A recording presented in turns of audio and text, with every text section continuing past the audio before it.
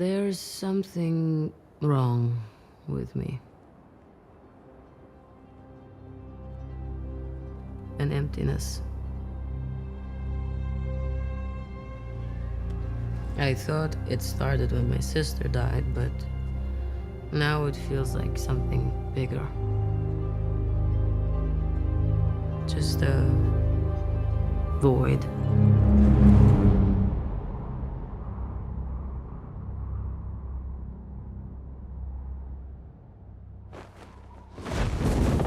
Or maybe I'm just bored.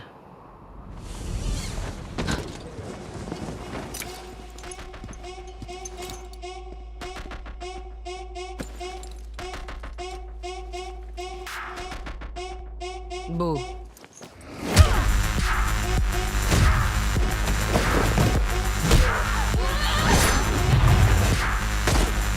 Assignment is... Oh, wait, hang on.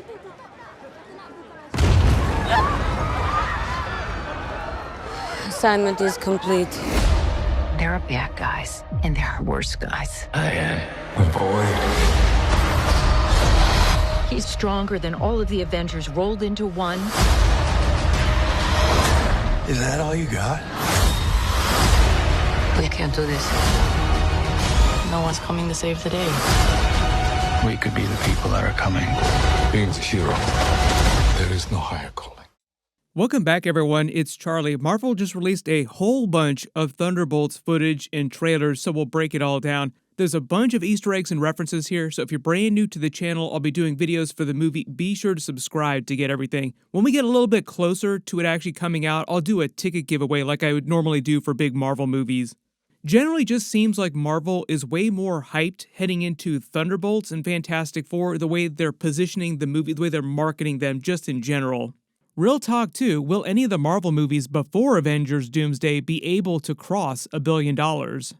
We will see which one winds up earning more money. My bet is that Fantastic Four will earn just a little bit more money than Thunderbolts, but Thunderbolts will also probably do okay. Both of them will probably wind up blowing away Captain America 4, Brave New World, though. I just feel like generally, like the casual movie-going audience in the world seems more hyped about Thunderbolts and Fantastic Four. For completely different reasons, though, because both of those movies are just completely different vibes inside the MCU. Most of this brand new footage just focuses on the Void specifically. The cast also did a bunch of interviews where they were talking about different aspects of the movie, how it was meant to be a deconstruction of the Avengers movies, like a deconstruction of the original Avengers team, the way they've been positioning the characters, marketing them, that they're kind of like the replacement for the Avengers. Like, we couldn't get the Avengers, they're not around, so this is like the best we could do on short notice. The movie references we had on this movie was like being John Malkovich. The way that I'm thinking about him is more like the mental health Avengers.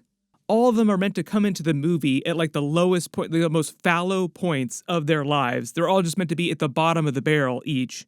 Which is kind of how they open this clip with Yelena Belova, which involves her jumping off the second tallest building in the world as part of one of the missions that she's on during the events of the movie. This is probably before they all wind up meeting each other, like probably very early in the movie when she just compartmentalized working for Val on her own without knowing about all the other stuff that Val is doing creating the Sentry.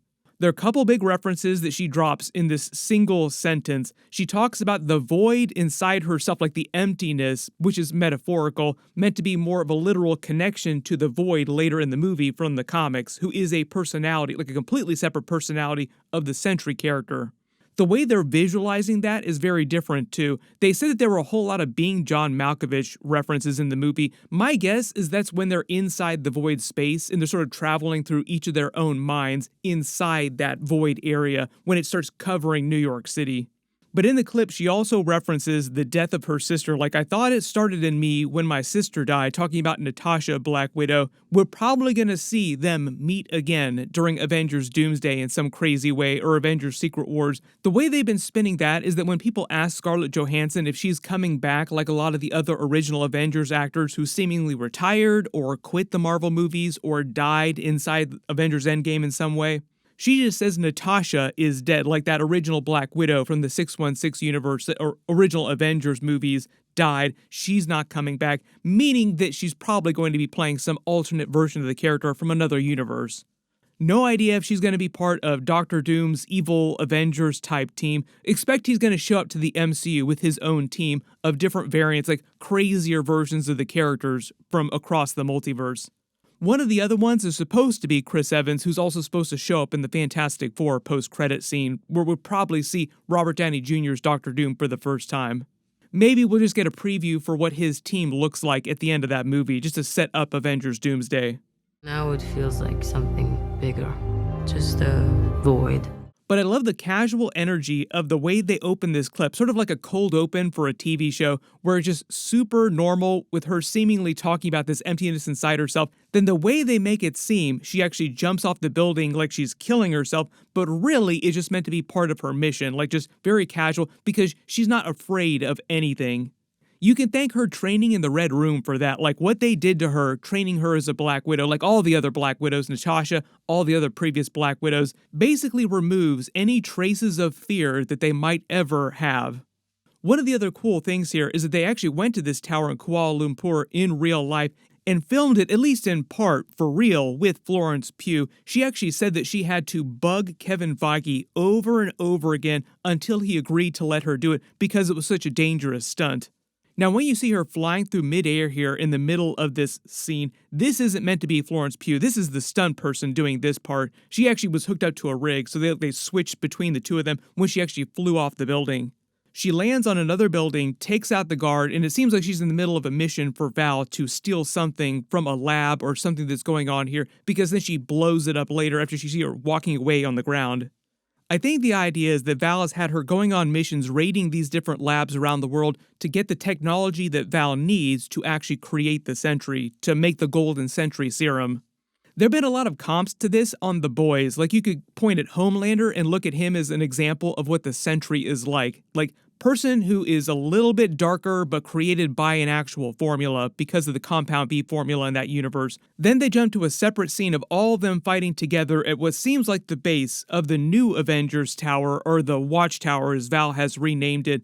Part of the idea that she said in the movie is that Val eventually, like, she knows that they're down there and then invites them up to the top, where she has this conversation with them, and you see the Sentry roll in his costume and turns into the Void, then starts thrashing all of them and covers the entire of New York City in the Void itself. So it seems, at least for a little while, they try to fight their way into the building until Val invites them to the top. The way that Julia Louis-Dreyfus explained Val in the movie is that for most of the movie, Val is a couple steps ahead of them, so they're constantly surprised by learning these new twists and like what Val was really doing this whole time as she starts to reveal things to them. One of the final reveals being that she created the Sentry and it's now turning into the Void. Like, even Val had no idea that the Void was created when the Sentry was created. Like, it's a surprise to her as well too, so it's like one of the final surprises. There's this new scene of her flipping around inside this lab with somebody throwing office equipment at her just doing Black Widow moves, jumping in and around, ducking all this office equipment.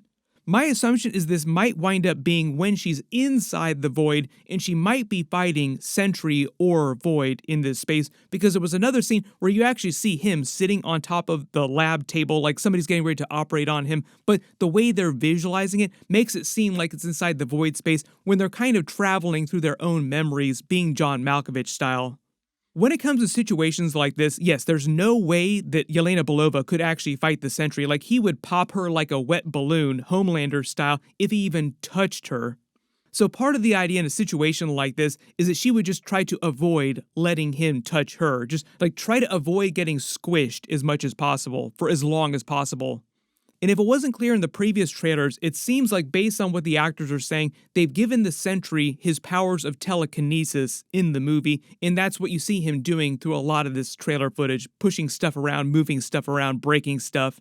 When it actually comes to his full power set, he has crazy levels of powers, many, many different types of powers in the comics, and his power level is very inconsistent from title to title, just based on whichever writer is working on him. For example, he even has molecular manipulation in the comics. He can also alter people's memories in the comics too. So we'll see what powers they let him have during the actual live action movies. Probably not every single power that he has in the comics, but probably a couple big surprises. Love the funny moment where she blows up the lab that she just raided, like whichever building she just raided, but she took the gerbil with her. Like, nope, gotta save the gerbil, need another pet. Then we get a bunch more footage of Sentry speaking as the Void, and the way they keep showing his character in all this footage is they make him look all blacked out, like the way the light falls on him makes him kind of look like the Sentry, but just as if he's existing like a black hole with two little beady eyes in the middle of his face. My assumption is it'll be a little bit like this during the movie, like the lighting on the Void personality won't be that much different, because notice how the rest of New York City is being covered in this black space, so the way that he actually looks is probably just based on that too, like he just looks a little bit like a black hole version of the Sentry. They visualize him in the comics as like a completely separate entity, like he either looks like a giant monster or like a very, very arch evil version of Sentry that looks completely different than him. There are a couple other changes they've also made to some of these previous scenes that we've already seen. Notice when he grabs Bucky's hand, though, this is when he's in Void form, like he started thrashing all of them, Bucky's hand starts glowing orange, as if his hand is heating it up. And one of the other new details here too, we can actually see, is it looks like Val's assistant is wearing a Songbird pendant. So there've been a lot of theories about her being the Songbird character from the comics, but the way they've been positioning her in the movie, I don't know if she has any special skills, or if she's secretly a mutant, or has any powers or anything like that. There are a couple funny moments during the cast interview too, where they refused to answer what the asterisk was all about, but I think most of us this whole time have just believed that it's meant to be a placeholder, and eventually the team will be named the new Avengers, and it'll be Val basically just stealing the idea of the name from the actual real Avengers that Sam Wilson should be putting together right now ahead of Avengers Doomsday. But if there's any new Easter eggs or references that you spotted in the footage that I didn't talk about in this video or my previous videos, just write them in the comments below. We'll probably get a couple other big trailers before the movie comes out. Speaking of really good lawyers, hopefully the Daredevil Born Again finale is also really, really good. My video for that will post on Wednesday, so be sure to enable alerts for my channel so you don't miss that. Everybody click here for that. I'll update the link as soon as I post that finale video, and click here for my new Fantastic Four trailer video. Thank you so much for watching, and I'll see you guys in the next one.